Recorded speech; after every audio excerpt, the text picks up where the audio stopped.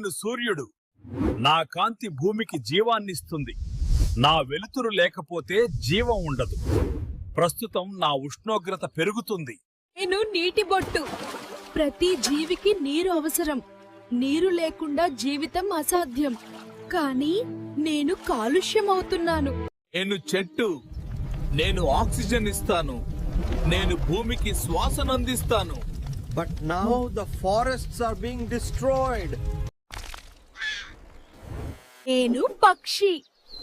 ప్రకృతిలో స్వేచ్ఛగా ఎగురుతాను. ప్రకృతి అందాన్ని ప్రపంచానికి చూపిస్తాను.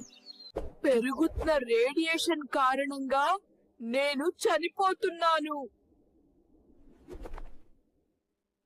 నేను తేనెటీగ. పువ్వుల నుంచి పువ్వులకు పరాగాన్ని తీసుకెళ్తాను.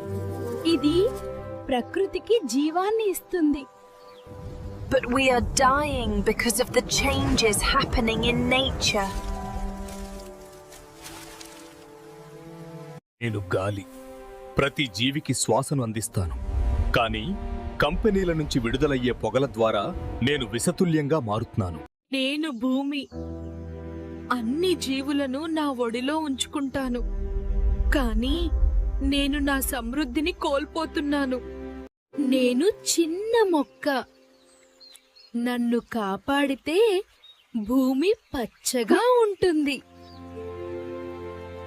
భగవంతుడు మమ్మల్ని మీకోసమే సృష్టించాడు.